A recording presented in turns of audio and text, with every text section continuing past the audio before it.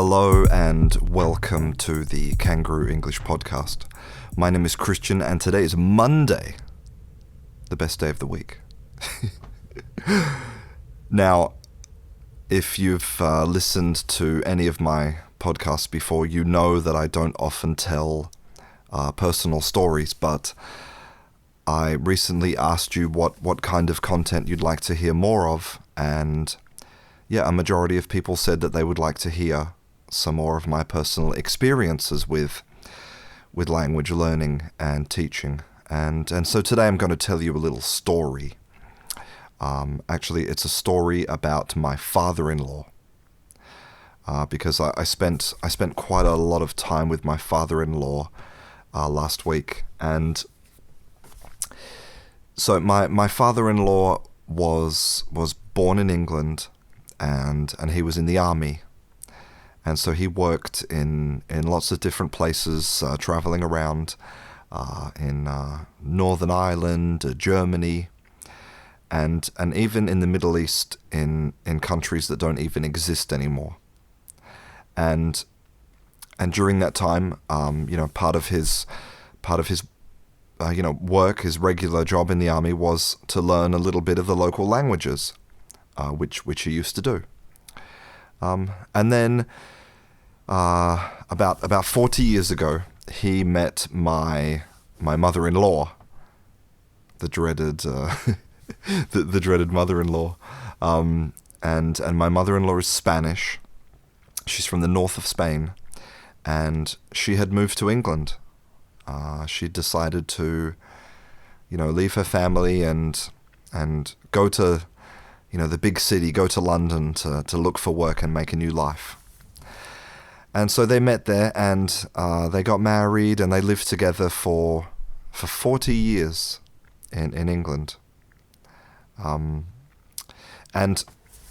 of course then came the moment to retire, and they decided that they were going to retire to Spain, where in the area where my mother-in-law is from, which is the north of Spain. And so they moved to the north of Spain. But before they did, my father-in-law decided that he should take Spanish classes, which is great because he wanted to, integrate. He wanted to be able to do things when he was here. It was great. So he took night classes at the local community college.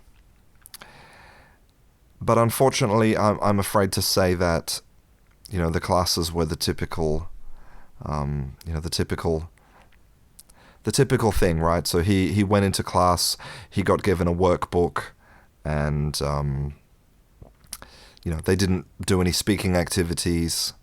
So after 6 months, he came away from his Spanish classes with nothing.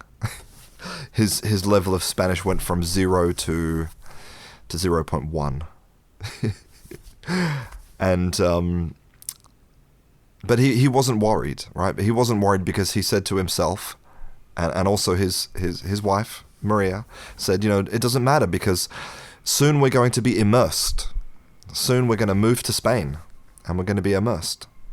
And they had a good reason to think that, because the north of Spain is not like other parts of Spain, like let's say the Costa del Sol, which has a very large immigrant British community, and they have Irish pubs, and they have football pubs, and they have restaurants serving fish and chips. Where they live is not like that. It was a tiny little village, and it was an amazing opportunity for immersion, right? Because none of the locals really speak English. You couldn't find a better place to be immersed, in theory. But this is something that I know that a lot of learners have in their mind, right? They have this little voice in the back of their head that says, "Listen, if I really want to get fluent, I just need to move to to England, right? If I move to London, I'm going to be there with all the English speakers. I'm going to get fluent. If I move to New York, it's going to happen. That's the only way to really, go from zero to intermediate, or the only real way to go from intermediate to perfectly fluent. That's what a lot of learners think. But this story isn't like that, okay? Because, and this is the theme, this is the message I want you to take away from this podcast, is that immersion is a mindset. It is not a geographical location. And my father-in-law is a perfect demonstration of that, because after 14 years of living here in Spain, his level is still basically zero. He is unable to communicate in any meaningful way with anybody. And how is this possible, you ask, right? Because how can someone be in a country for so long and not learn any language? And maybe you're also thinking about that, that guy that guy who moved to a country and learnt how to speak the language in 3 months, So how can someone live, in a country for 14 years and not learn anything? Well, what you have to remember is that immersion and language learning, they're a state of mind, right? So as an adult, there are plenty of things that we can do. We can do everything that we need to survive without having any language skills. On a day-to-day basis, we can, we can go to the supermarket and we can, choose the products from the shelf and take them to the till and pay for them and not say a single word. In fact, in big cities like London, that's normal to not to not say anything, right? Because everybody's so moody. And we can do things like with gestures and with pointing, and with very few words we can survive and do things like open bank accounts and do paperwork. It's absolutely possible to survive without learning language. And so the main reason my father-in-law failed to learn Spanish is because he failed to either have or to create necessity. And necessity is really what immersion is all about. When people say they want immersion, what they mean is they want to be forced to use the language, right? They want to be forced to have to speak it, even if they're embarrassed or scared or they don't know the word for that thing, or that's what immersion is. And again, let me repeat, immersion is not a geographical location. It's a state of mind. And it reminds me of this story that I often tell, and I'm sorry if you've heard this story before, but it's the story of the bodybuilder Arnold Schwarzenegger. And I saw him in an interview once, and somebody asked him, "So Arnold, which weight is the best type of weight? Is it dumbbells or kettlebells?" And he answered, "It doesn't matter, because your muscle can't see what you're holding in your hand." and I just absolutely love that reply, because we often get so worried about the technical details of everything that we just forget the common sense that your muscle can't see what you're holding in your hand. And exactly the same thing is true for immersion. If you are having conversations in English regularly, if you are writing, reading, using your English to get things done, your brain doesn't know the difference. It doesn't know whether you're doing it from your living room in Poland or whether you're doing it from, your local cafe in the center of London. And there really are no excuses for you not to create an immersion environment. It's about creating need. So I'm talking about writing every day, writing a diary, writing a short story, starting a novel, whatever it is. Remember, it's not always about the end goal. Your end goal might be that, you do have a best-selling novel at the end, but probably not. Your end goal is to use the process to learn a language. So write a novel, write a short story, write a diary, write a blog, read every day, read a lot, record a podcast, start a YouTube channel, have conversations with people. No excuses. And even if you don't have access to technology, if you prefer the real thing, and I prefer the real thing, I personally don't like online classes. I much prefer to have a teacher in front of me. Even in my tiny, tiny village where I live, I have an Arabic teacher from Morocco. And if I wanted to learn, Polish or whatever, my target language was, I would be able to find someone. And with English, there are so many people who speak English. There's no excuses. And again, another story that I've told, and I'm sorry if you've heard this before, but I've told the story of a guy who lives in Hanoi in Vietnam, and once a week he goes to the center of town where the tourists are, and he offers to give tourists a free tour of the city in English. And that's how he practices his language. No technology, no money required, just ambition and drive and commitment. And so there's no excuses. And I want to say just one more thing about my experiences with people who have traveled to other countries, English-speaking countries, like students of mine. And the students who have been successful and the students who have failed, they all have one thing in common, and that was respect for the culture. So those students who went to New York and lived there for 6 months and then came back, and sometimes the English had got worse, or sometimes it was just the same. They were always the students who did not integrate into the culture. And those students that came back, or sometimes didn't come back, the students who came back, with an incredible difference in their level, those were the ones who had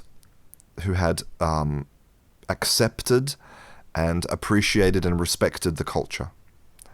And I think that a lot of students don't realize how important that is in the immersion aspect, right? So the important thing to remember here is that I'm talking about learning and respecting the target culture of the place where you'll be using your language, right? So if you're not going to be using your language in England, you don't need to learn anything about English culture, right?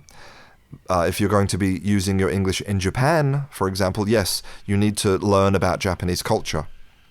And this is important because culture and language are deeply connected. And I'll give you just some silly examples. So, in Japan, part of the culture is which is reflected in the language, is a social hierarchy.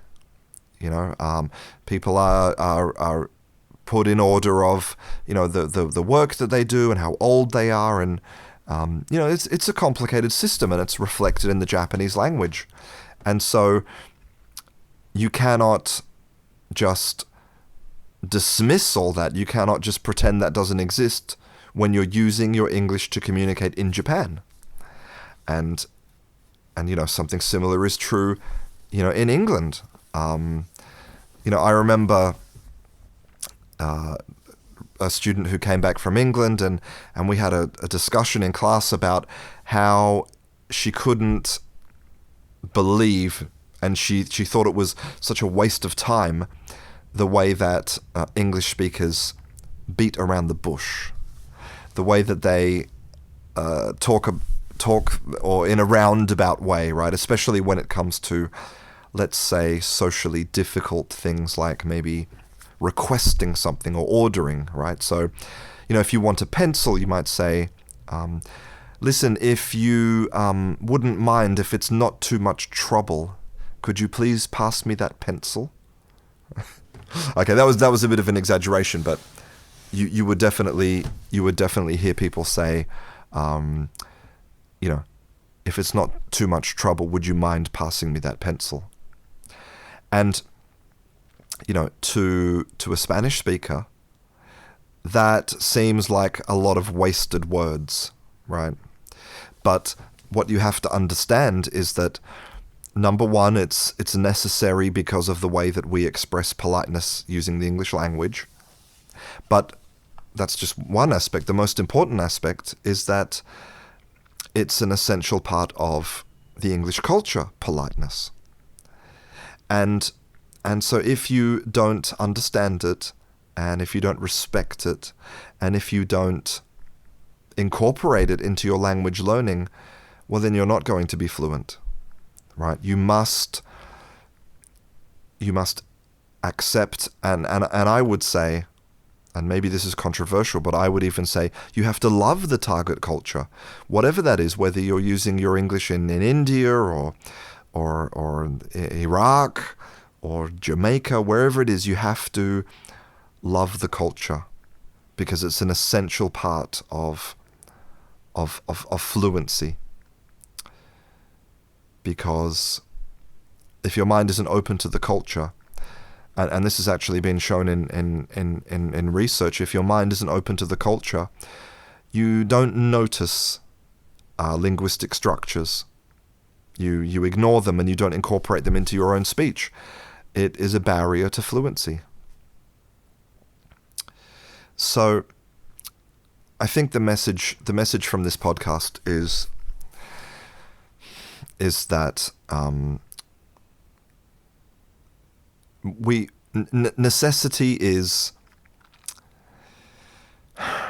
necessity is difficult for adults, right? Because adults are busy people. Let's not pretend. Adults are busy with family, with work, with trying to exercise and read and be good people. It's hard work. And so, the truth is, we can get by. We can find ways to avoid the necessity of learning and using language. So we have to be strict about creating it, right?